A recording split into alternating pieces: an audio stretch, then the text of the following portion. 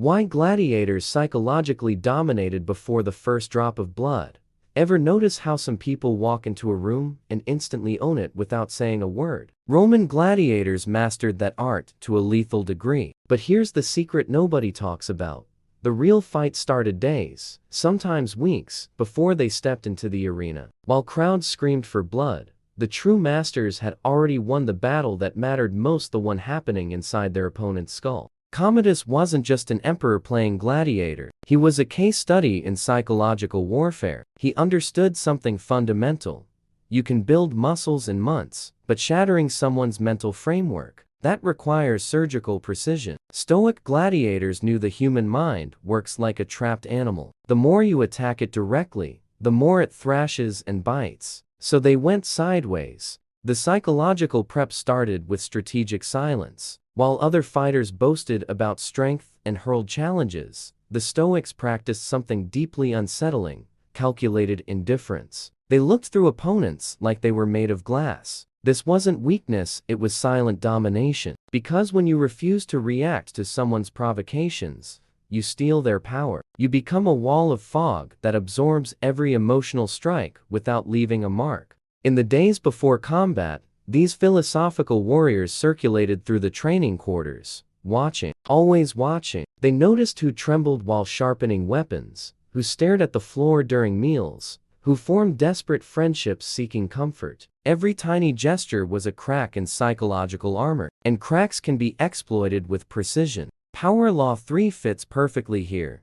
Conceal your intentions. Stoic gladiators never revealed their true emotional state. Fear, buried. Confidence, contained. They were living masks, and that drove opponents insane. Because the human brain needs to predict threats to survive. When you become unpredictable, you transform into something far more terrifying than a simple opponent. You become a ghost that could be anywhere, with any strategy. But there's a sinister detail in this story. Historical records show something peculiar. Some gladiators trained by observing scorpions, not to fight them, but to study their patterns. Scorpions don't rush. They wait for the exact moment. They hypnotize with subtle movements. And when they strike, it's with surgical precision at vulnerable points. These warriors applied the same principle: identify where the adversary was psychologically weakest, and create pressure exactly there. The most brutal technique? Planting strategic rumors. Stoic gladiators leak stories about their victories in ways that seemed accidental. A whispered conversation near the cells, a meaningful glance at certain weapons, specific gestures during training. Everything orchestrated to create personal mythology. The more uncertain the information, the more the opponent's imagination filled the gaps. Always with terrible scenarios. Practical action. Set aside 5 minutes daily to observe people in absolute silence. Don't judge, just watch patterns of body language, micro-expressions, and emotional reactions. You'll start seeing what's hidden: fears, insecurities, strategies. This mental mapping is your first step to dominating interactions before they begin. If you're starting to realize that true power doesn't scream, it whispers, type silence in the comments. And if you're not subscribed to this channel yet, hit that button now, because what's coming will show you how these warriors turn terror into a weapon. Drop a like too. The Serpents appreciated how emotional control became invisible armor. The night before battle was when the real gladiator separated from the walking corpse. While most prayed to deaf gods or drowned fear in cheap wine, the Stoics practiced something that seemed insane: visualization of their own death. Not as surrender, but as liberation. Because when you've died mentally 1,000 times, the fear of dying loses its grip on you. And a man without fear of death is the most dangerous creature on earth. Carpophorus was the embodiment of this. A beast hunter who faced wild animals in the arena with a calmness that unnerved spectators. He fought lions, bears, leopards, creatures driven by pure instinct. And he survived not through superior strength, but through emotional detachment so complete it confused the animals themselves. When predators couldn't smell fear, their attack patterns faltered. He turned their own biology against them. Stoic gladiators developed breathing techniques that weren't rediscovered until centuries later. Controlled breathing before combat wasn't relaxation, it was nervous system reprogramming. 4 seconds inhaling, 7 hold, 8 exhaling. This specific pattern tricked the body into believing no imminent danger existed. While the adversary entered the arena with racing heart and tense muscles, the Stoic floated in a state of calm alertness. Brutal advantage. But here's where things get dark. There's an obscure theory among historians who dig through the dirtiest Roman records. Some gladiators practiced extreme fasting combined with controlled sleep deprivation before decisive fights. This wasn't self-sabotage, it was deliberate consciousness alteration. Altered states produce different temporal perception. Second stretch, opponent's movements seem slower, and something primal awakens inside you. Something that doesn't think, just acts. Power Law 16 comes in here.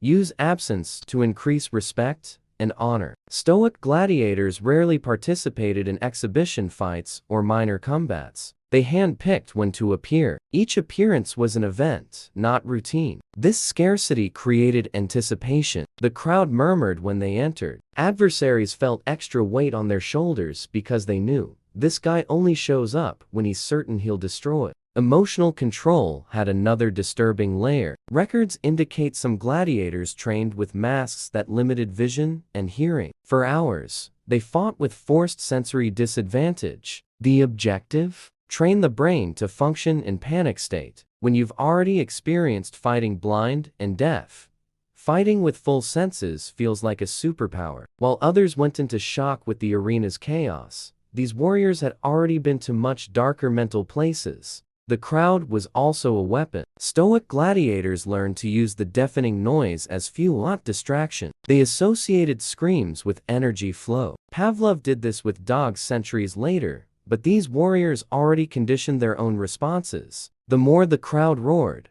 the more focused they became. They transformed threat into resource. There's a detail historians love to ignore.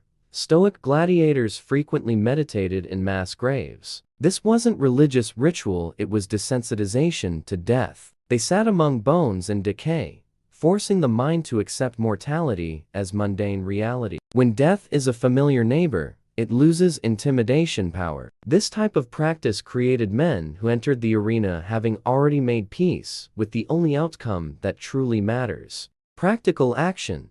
Identify your biggest source of anxiety right now. Now spend 15 minutes visualizing the worst possible scenario happening. In vivid detail, feel the discomfort completely. Then breathe deep and notice, you survived mentally the worst. This technique steals fear's power through familiarization. If you realize that control isn't suppressing emotions, but directing them as weapons, type Carpophorus in the comments. Like the video if you haven't already, and share it with someone who needs to understand that controlled fear becomes raw power. What if the real battle was against yourself? The arena was a mirror, not a battlefield. Stoic gladiators discovered something most people spend their entire lives avoiding. Your true enemy was never the guy with the sword in front of you. It was the voice inside your head whispering that you weren't enough. While common gladiators fought external opponents, the Stoic masters waged brutal war against their own weaknesses. And they won that war every single day, before the sun even rose. There was a secret practice in the most disciplined training schools. They called it the blood mirror. Gladiators were forced to replay detailed mental recordings of their worst defeats. Not physically, that would be too easy. They had to relive each moment of cowardice, each hesitation, each second where fear won. No excuses, no justifications, just raw truth staring back. This psychological self-flagellation wasn't punishment, it was purification. Burning the weak version of yourself to forge something harder. Priscus, one of the legendary gladiators who fought in the inauguration of the Colosseum, practiced something disturbing. He kept detailed records of every moment he felt fear during training. Not to shame himself, but to study the patterns. He discovered fear always appeared in specific situations. When he was tired, when he underestimated adversaries, when he overthought. So he created routines to eliminate those triggers. He transformed self-knowledge into military strategy. Power Law 33 applies perfectly. Discover each person's Achilles heel. But here's the dark twist: Stoic gladiators started by discovering their own Achilles heel. They made brutal inventory of their weaknesses: excessive pride, uncontrolled anger, need for approval, attachment to comfortable life. Then, systematically, they destroyed each of these vulnerabilities. Because if you don't know your own flaws, your adversary will discover them at the worst possible moment. There's an obscure story circulating among researchers of lost Roman manuscripts. Some gladiators practiced dopamine fasting before major fights. No pleasure, no comfort, no distraction for weeks. Flavorless food, complete social isolation, repetitive and numbing physical work. The objective? Reset the brain's reward system. When you live in extreme deprivation, the simple opportunity to fight becomes pleasure. Pain becomes a gift. This psychological inversion created gladiators who entered the arena hungry for combat like others hungry for food. Mental training included something we'd call extreme exposure therapy today. Gladiators were placed in situations of deliberate humiliation, forced to lose to much inferior fighters, publicly ridiculed, stripped of any sense of identity or status. This seems cruel, but had surgical purpose: kill the ego. A gladiator with ego is vulnerable. He fights to prove worth, seeks crowd approval, wants to be seen as hero. A gladiator without ego is machine. He does the work without need for external validation. The Stoics created mantras they repeated obsessively. These weren't silly motivational phrases. They were brutal truths. You're already dead. Nothing you do matters. The crowd will forget your name tomorrow. Sounds nihilistic, but it was liberation. When you accept you're insignificant, the pressure to be extraordinary disappears. You can simply execute without the weight of crushing expectations. Here's the secret few understand: self-control isn't willpower, it's mental architecture. Stoic gladiators didn't resist temptations. They redesigned the internal environment so temptations ceased to exist. They didn't fight against impulses, they reprogrammed the impulses themselves. That's the difference between discipline that eventually breaks and transformation that lasts forever. Practical action: choose one weakness of yours that you avoid admitting. Write in detail how this weakness has already sabotaged you. Be brutal in honesty. Then create a specific strategy to eliminate this vulnerability in the next 30 days. Don't improve it. Eliminate it. Remove it completely from your operating system. If you understood that the greatest adversary was always yourself, type mirror in the comments. Drop a like if this video is showing you truths that hurt to recognize. And subscribe to the channel because the final part will reveal how to transform all this internal carnage into absolute power over others. Why conquering the mind was mastering destiny. Victory in the arena wasn't about who was still alive at the end. It was about who had killed more weak versions of themselves before entering. Stoic gladiators understood something that escapes most people.